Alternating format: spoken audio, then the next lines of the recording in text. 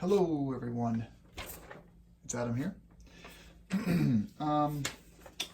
This is the VSYSTO dual camera DVR dash cam for motorcycles. Well, I mean, you can use it anywhere, but it is waterproof, which means it's more motorcycle friendly. So you can see here, I don't know, I'll put order ID in here, but here's the description. I got a pretty hefty discount on this because of I'm doing these videos. So 170-degree viewing angle, fully waterproof. This setup generally comes with a handlebar mount, so you can see what you're recording. I opted to not get the handlebar mount because I'm going to put this somewhere underneath me. I don't want to ever see this. And it's got Wi-Fi, so you can connect to it from your phone and still play back the video, download the video off of it. So it should be a pretty awesome thing to get. So as a part of my agreement with them, they actually reached out to me initially because I had questions about dash cams. It was almost like a pre-sales sort of thing. And then I said, by the way, I'm going to do a video on this regardless. If you offer any promotional discounts, let me know. And they said, sure, we can do a discount. So that's how all this came about. We had a bunch of back and forth emails, me and the guy that makes these. Really good conversations. They're extremely knowledgeable. The guys are on adventure riders, so if you have any questions, you can reach out to them directly. There are three notable DVR brands right now that are dash cams for motorcycles, and they all pretty similar. They're all using I think the exact same Sony sensor. So this sensor is really good during the day, not as good at nighttime. There's just not really much you can do about it. I was actually trying to wait for a 4K sensor, and it just wasn't going to happen. I've been wanting a dash cam for my motorcycle for the last 3 years, and I just feel like they've hit a plateau as far as innovation, and this is as good as it's going to get for a while. So 1080p, front and rear, 170-degree viewing angle, fully waterproof. Let's check it out. As part of my agreement with them, I'm going to do an unboxing video, which I was going to do anyway.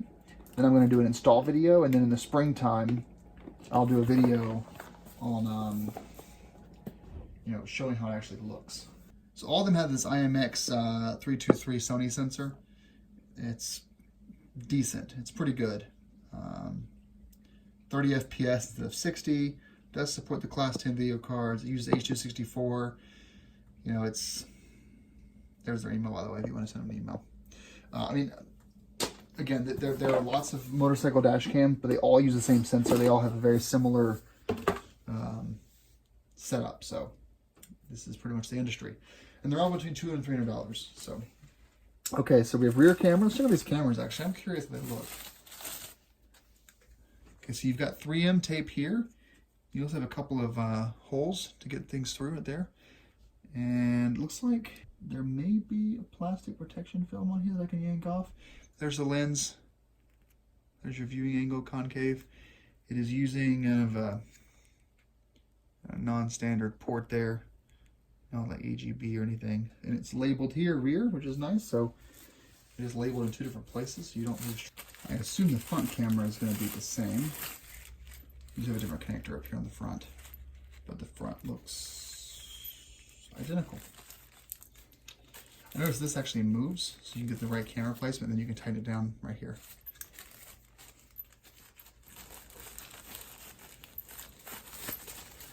Here's the thing, all of these cameras had the exact same sort of look and feel as far as build quality goes. I can't really speak to the build quality, other than they feel like very, no offense to anyone, very standard,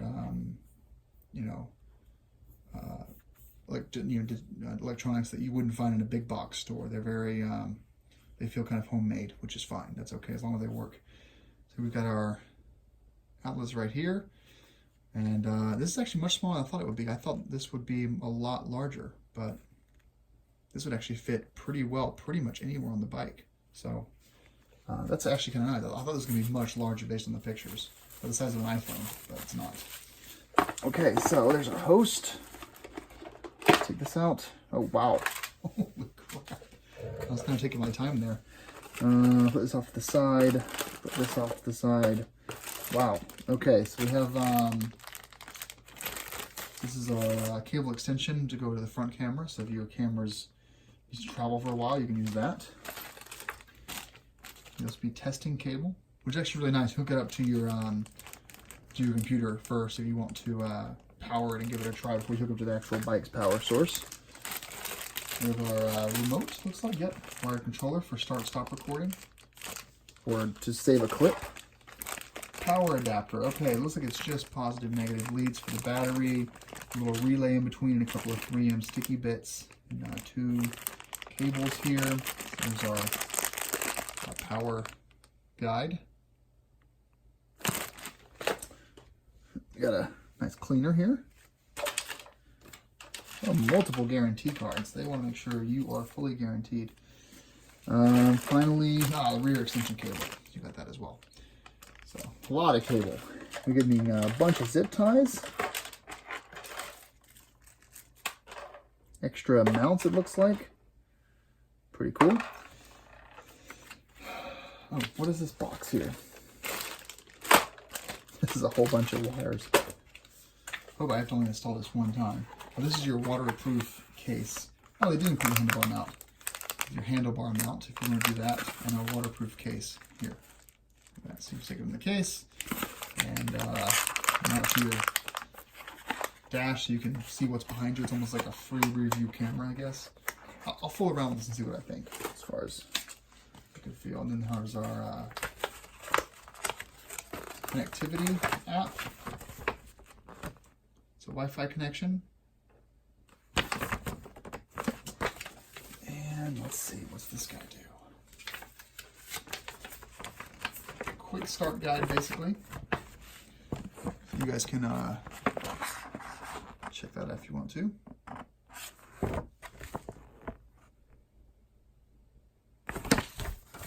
It's pretty easy. And then we have a operating instructions. So let's go through this real quick. This is kind of the finer details. So 1 minute to search for a GPS satellite.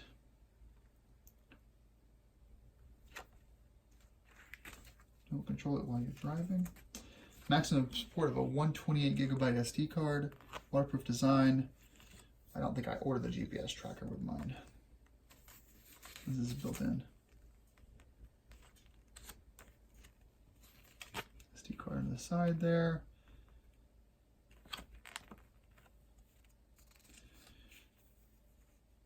I hope you guys are pausing this basically.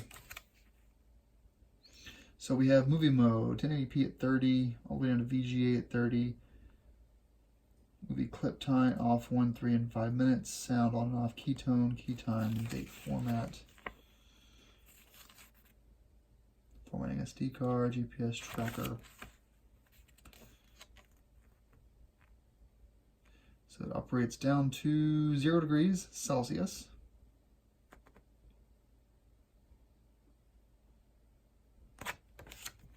There you go. So,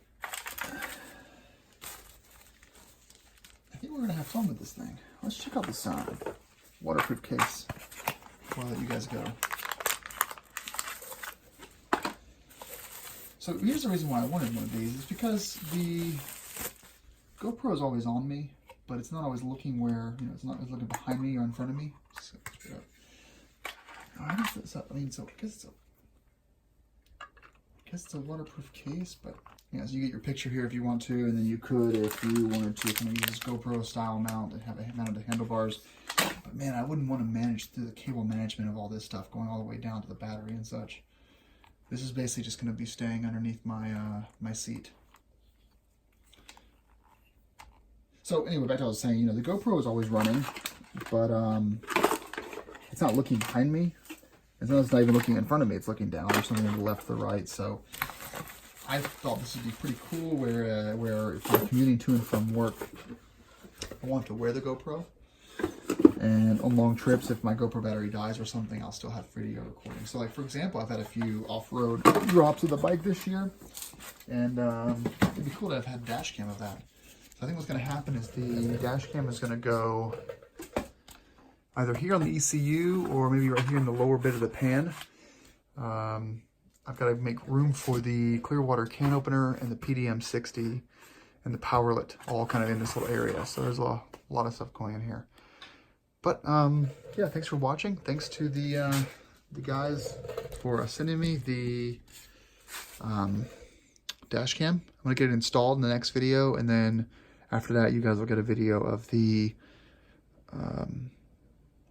what it actually looks like, what the video quality looks like. But right now, it's like 12 inches of snow outside, so we won't have the snow melting until like end of March. So that part of the video will come a little bit later. But yeah, thanks for watching. It's pretty cool though. I mean, obviously it's nice that I got it for 80 bucks, but even for 200, I don't think it's overpriced. I think it's right in line with what you expect to pay for a waterproof 2-channel 1080p video recorder with Wi-Fi. So I think that's perfectly fair.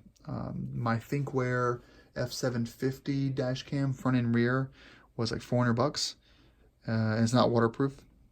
And the new ThinkWare F850 Pros are running about 350 now. Those 350 now, so still not waterproof. So that's automotive dash cam, and they're not using that much better sensors than these guys are. So, all right, I'll let you guys go. Rock on.